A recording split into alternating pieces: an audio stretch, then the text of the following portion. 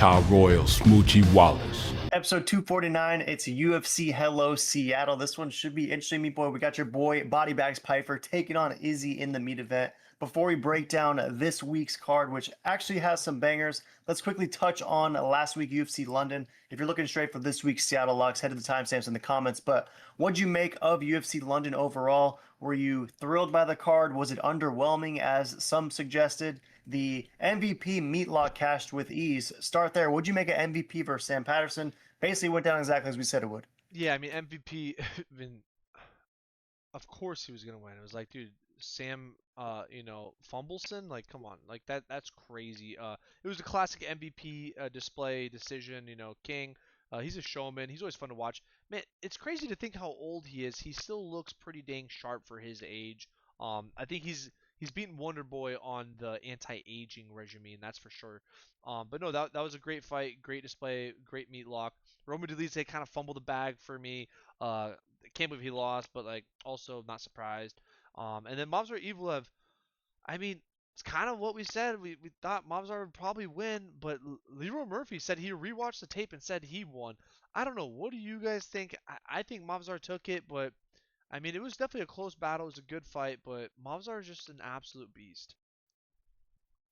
Yeah, it was close. I thought Leroy Murphy honestly got robbed. I thought he did enough in those early rounds to warrant him getting the unanimous decision. Plus the point that got taken away for Movloev either in round 3 or round 4. I thought for sure that was the nail in the coffin. But unanimous victory for Movloev. He stays undefeated, and technically we called that one to a T. So your boy went 4-0. You went 3-1. You already mentioned Roman Dolidze was the only L. The MVP meatlock, though, which we called with absolute ease, I was very fascinated to see the fan reaction because the fans were not thrilled by that fight. They thought that the matchup was kind of a snoozer. And I guess to that point, I'm just curious, what do they expect? I mean, it's MVP. We know what he brings. You mentioned Wonderboy. It's like very stylistically similar. And a fight with Sam Patterson, who's also a stand-up wizard. The fight was only ever going to go down that way, which is why we pinpointed as the easiest meatlock, because in that sort of stylistic matchup, point fighter striker versus point fighter striker, no one's beaten MVP. So a good Fern in our caps on that one. Any last thoughts on UFC London, or are you trying to swap us through to the Space Needle? Yeah, let's go to Space Needle Meatlock. Swap us through then. You see the text. It's a hometown meatlock for us to continue the meatlock streak. Ricky Simon is a minus 158 favorite, taking on Adrian Yanez, who is plus 124. And the dude is still a respectable 6-3 in the UFC, 17-6 overall. But we think that this recent revamped Ricky Simon is back. And stylistically, this is just an easy light work match because we know Adrian Yanez historically struggles to stop takedowns, and when Ricky Simon fighting in his backyard brings that sort of offense, Yanez should struggle with it. So what are your thoughts on this meatlock? How do you think Ricky Simon gets this one done? And Ricky Simon had some finishes back in the day, but now it's mostly a lot of decisions. Do you expect him to decision Yanez, or is he going to sleep him? Yeah, no, if it stays on the feet, Ricky might have some trouble, but man, Ricky's a world-class American top-team grappler, and I just don't think Adrian Yanez is gonna be ready for his strength, his speed, his size, and I think Ricky should honestly just absolutely body bag him on the body bag card. Adrian Yanez has one win within his last 3 fights or 4 fights, and it's versus an absolute bomb that has basically never. He's a 50-50 fighter, 14-8 on a 4 fight losing streak in the UFC. I mean, just such a bad fighter. That's his last win. Not looking good because Ricky Simone is no joke. I mean, listen to Chael Sonnen talk about him. He knows how legit he is. Some days he has good days, bad days, but like Giannis, I think he's just Dunzo Balonzo, and he's never really faced a grappler to this level. I think Ricky Simone, who beat Merab Chile, which is crazy to think about. I mean, he's gonna ragdoll Giannis really bad.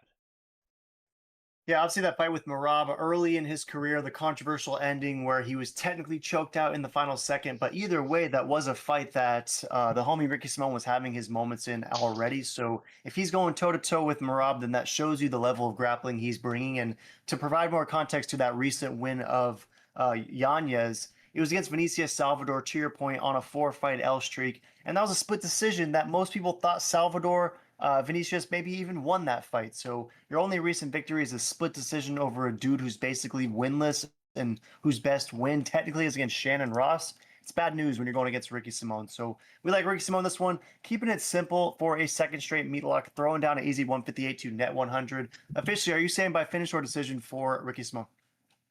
Honestly, I think this is going to be a finish. I think it's going to be a second or third round. I think it's going to be a beat down, just grapple smother session, ground and pound, TKO.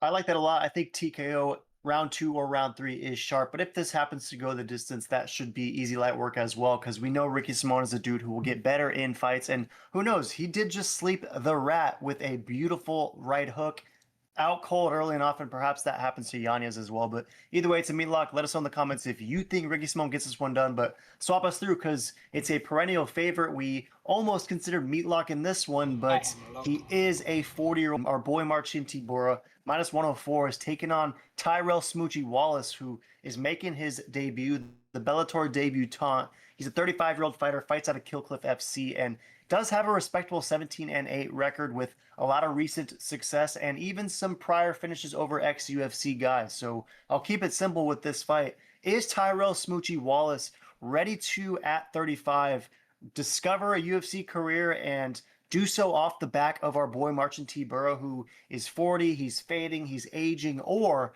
is Tybura just given an absolute layup in this one? And the great company guy he is the UFC giving him a bone to get the boy back on track? Who are you taking in this one? Yeah, this is a double stick with a bone tied on both ends. Either this is easy light work for Marcin Tybura, or this is a one heck of opponent to make a staple name because you're a G and you deserve to be in the UFC. So I don't know. I gotta go with Tybura in this because we know Tybura. He has been fumbling for us, but like he's fought in some top of the top guys and he has crazy experience. This guy, I mean, this is his first debut. Most debut guys fumble, especially when it comes to a top guy like this. So I gotta take Tib in this, but it could be a close fight. But I'm gonna go Tib submission. Yeah, I like that a lot, and it could be close for sure, but I do think submission could be wise in the end. But if we look at those recent losses from T-Burr, I mean, obviously Tom Aspinall smoked him. That was in 22. Sergey Spivak, the polar bear, we thought that would be way more competitive. It wasn't, and concerningly, that fight against Ante Delija where he did get absolutely smoked. So I'm hopeful that Tyrell Smoochie Wallace does not bring that similar power that Ante Delija did, because if he did, our boy might get slept for a second straight. And if so, I mean, perhaps he is fighting on the next Jake Paul card against the winner of Junior Dos Santos and Robelis de Spagna, because it could be the end of the UFC road if Smoochie Wallace is able to sleep you. But I like the call a lot. I'll take Tibura. I'll go submission as well. Do you think this fight is over or under 1.5 rounds? I think it'll be. Oh, that's a good question. I think it'll be over in under 1.5 rounds. Under 1.5, you're saying? Yeah, under 1.5. Yes, that could be sharp. Maybe you clench the over, thinking Smoochie could survive, but I think either way, it's a Tibura finish. It's got to be a Tibura finish. This guy has never faced the level of grappling and the well-rounded MMA skills that Marcin Tibura should bring, even at 40. But let us know if we're sleeping on Tyrell Fortune, and maybe you're the Fortune fandom that has been egging this guy to get into the promotion, and now he's ready to deliver. Let us know in the comments. But stop us through. It's another interesting one. Terrence McKinney, T-Rex, is minus 158, taking on Kyle Nelson, plus 118, the monster, who is 500 in the UFC, always brings a great level of toughness. And when you count him out, he often wins. When you're bullish on him, he might get slept. And Terrence McKinney, I think, is a similar fighter where he often has these high expectations. You expect him to get the flashy early knockout, but sometimes he's getting slept by a flying knee or asleep on the canvas as well. So I feel like these two dudes are going to meet in the middle. It probably doesn't escape the first round. Absolute meat slobber knocker. Who you taking, McKinney or Kyle Nelson? Yeah, this is a crazy one because McKinney's never won by decision, never lost by decision. He's only lost by finish or won by finish. So you already know this is gonna be a banger. This is honestly kind of a pretty cool matchup. The monster, he's been looking pretty darn sharp, and I don't know, either the monster's gonna finish Terrence McKinney or this could be Terrence McKinney's first decision L, in my opinion. But Terrence could obviously flatline Kyle. Kyle's not, He's never been knocked out, but he has been knocked out 3 times. But I don't know. I just don't see it happening. I think Kyle Nelson is gonna win this one decision and give him a decision L.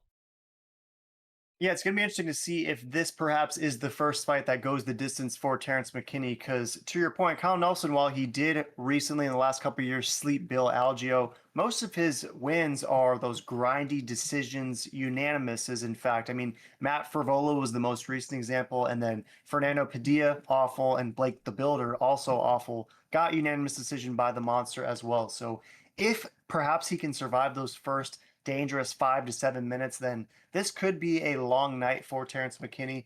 McKinney, though, obviously is trying to make quick work, and Tapology thinks this fight's going to be over quick. 77% is rolling with T-Rex, but it's basically all brown on both sides. They think someone is getting slept, and that would make sense because while historically T-Rex is a dude who's out there KOing dudes, recently he's even discovered the submission game as well with a nice mounted guillotine most recently over Slavaclaw. So officially, who are you going with in this one? And do you, back to the over-under question, do you anticipate this fight being under 1.5 rounds for whoever you're picking, or does this fight go longer than perhaps some will expect?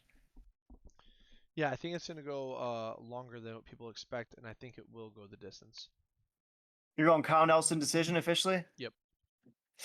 Man, I'm kind of there too. I do think that T-Rex is dangerous early, but yeah, let's ride the monster as a dog in this one, survive those dangerous moments, then ultimately just overwhelm T-Rex with a better, more well-rounded skill set. Because we know T-Rex just throws those YOLOs, but the monster is as tough as they come, rarely gets finished himself. So if you don't catch him early, it might be bad news. So I'm with you. Let's go, Kyle Nelson. Swap us through those to co-meet. Macy Barber is a minus 158 favorite, taking on Alexa Grasso, the former champ, at plus 124. Grasso's 8-5-1 in the UFC. Macy Barber is an impressive 10-2 in the UFC, and she's on a fat streak. When she does show up, she always delivers.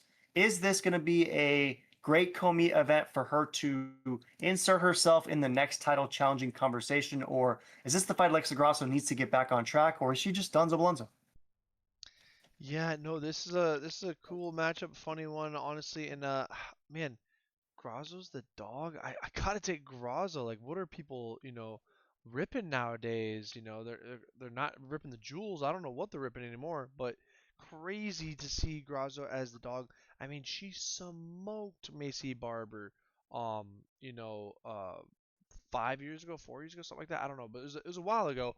But it's like one of those things like when they have your number, they have your number, and you got to remember it's same number hit her up, and Macy Barber's gonna get smoked again. I mean, Alex Grasso lost to Shevchenko and then Natalie Silva. Are we gonna really say Macy Barber's Natalie Silva or Shevchenko? I mean, look at Macy Barber's recent wins. Bunch of bombs and then failed hype beast Amanda Hebos and then a bunch of more bombs. And then oh wait, she lost to Grasso and then she lost to Roxanne Modafferi. Like that's low-key kind of embarrassing, but it's at the point. She's gonna lose to Grasso again. Anytime she has a time to shine, she fails, and she's fighting a top X champ. She's probably gonna fail. I'm not sold that Macy has leveled up, that she is the future. I think she is a future BKFC can.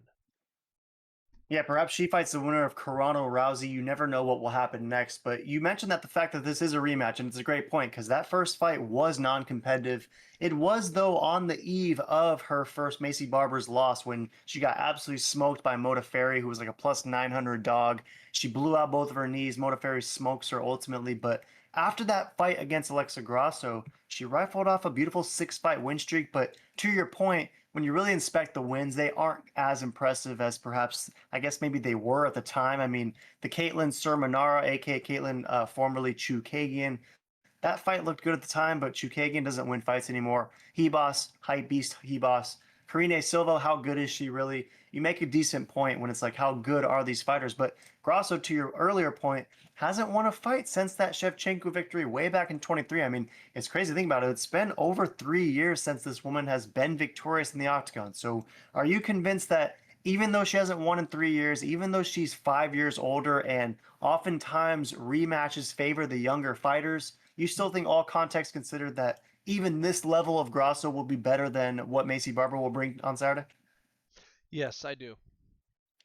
It's interesting because Tapology is seeing it the other way. Barber 64%, Alexa Grasso 36%. It's beige on both sides. I'm torn on this one. I think you bring up a lot of great points, and I don't know. I guess I've been very bullish on Grasso. I mean, dude, we're the only ones online that picked Grasso over Shevchenko 3 years ago. Run the tape, but in this one, I think it's Macy Barber's time. I think she's gonna find a way to get this one done. That Grasso fight against Karine Silva just worried me a little bit because not only did she lose the fight, but she got smoked. It was like start to finish. She clearly lost all 3 rounds, and something just looked a little bit different to me. And Macy Barber, meanwhile, is coming in with some new detractors. I mean, there was that main event fight that she was unable to perform in, and I think she's got a little bit of a target on her back and an opportunity to deliver. So I'm going to go Macy Barber in the co-meet. I think it's going to be a decision, and I think it's going to be a dominant one and perhaps the end of the Grasso story. But I hope I'm wrong because I'm an Alexa Grasso fan, and I mean, we rep Grasso at Meat Boy MMA all the time. So I'm no Macy Barber mark. I just think she might get this one done. So any last thoughts on this co-meet? No, I believe it, but yeah, I gotta think that Grazo still has her number. But I hope the future wins. Uh, honestly, actually, I hope she doesn't. I hope she loses and then she gets the winner of Ronda Rousey. That'd be sick. Yeah, we'll see if it's the same number. If not, hit us up. But either way, swap us through. It's the meat event, the one I've been most anxious to talk to you about because it's your boy Joe Pyfer as surprisingly a slight dog, plus 105, taking on Izzy, who has not won a fight in a little while. I mean, for the last style bender, the last few years have been pretty difficult. The last victory was similar to Alexa Grasso 3 years ago when he bow and arrowed Poetan. And since then, it's been 3 straight L's. Most recently was when he got absolutely slept by Nasruddin Imavov. And Joe Pyfer, meanwhile, is on the opposite, right? He's on the ascension, having won 4 straight. Beautiful, easy light work finish over Abus Magomedov. Kelvin Gastelum got smoked before that. I mean, the dude's been on absolute tear with only one blemish coming via the hands of a 5 round fight against the Joker. So in this meat event in Seattle, is there one final story for the style bender here in Seattle, or is the story dead? It's the Joe Pyfer era, and not only does he take out Adesanya, but he does so with ease. How does this fight go down? Yeah, no, I think Joe Pyfer is going to absolutely ragdoll Israel Adesanya. I think Milk Boy is going to get demolidoored. I think Joe Pyfer is going to take him down at will, finish him with under two. I mean, with under 2 rounds. And I think it's going to be dominant fashion. I mean, it's crazy to think that or even say that. It's Israel Adesanya. Like, he's got to go on a Mount Rushmore of some realm of a potential GOAT at one point. I mean, his run in Terror was absolutely legendary, but man, it's been a pretty legendary downfall that he's been on too. And I think Joe is here to capitalize. And Joe's been reborn apparently. And whenever these guys get that in their head, they go a little crazy.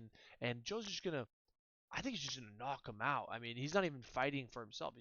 He's fighting for other things now. And Joe's just he's the hardest hitting 185er to ever exist.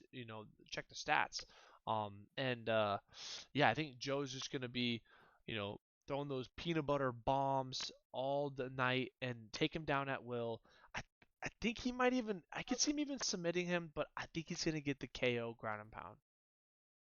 Yeah, you mentioned that this fight could be an under 2 round banger, perhaps a similar both outcome and storyline to the Imavov fight, where Imavov slept Adesanya before the second round even ended. I wouldn't be surprised by that. I'm hopeful that this fight goes a little bit longer because I want to see now a few years later what Joe Bodybags Piper looks like in those later rounds because we really did see him fade a little bit against Jack the Joker. I mean, I remember watching that Piper fight. I only caught the first few rounds, but he dominated like the first 10 minutes. I want to say even like the first 11 or 12 minutes in that fight to where I turned it off because I thought the Joker was Dedzo Bledsoe going to lose 5 rounds. And then suddenly Joe Pyfer lost the last 3 rounds, apparently. So I was surprised by that one. And I'm curious to see now, years later, if the fight makes it to those later stages, will we see a similarly fatigued Peanut Butter Pyfer or a revamped, re-spiritualized version of Joe Pyfer that you mentioned with this newfound purpose driving his every doing. So very curious. If you're taking the peanut butter bombs in this one, do you think that Pyfer is going to double hooky Adesanya, or how does this fight go down when it is on the feet? Is Pyfer just going to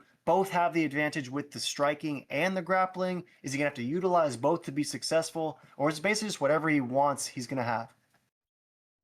Yeah, I think it's whatever he wants, he's gonna have it. I really hope that Joe Pyfer tries to keep it on the ground and demolidor him. If he tries to stand, I mean it's Izzy's bread and butter, so there is a chance. But I think the way that he throws those bombs, I mean I think he's just gonna smoke Izzy. Either way, but I hope it stays on the ground because that's gonna be a guaranteed lock for body bag.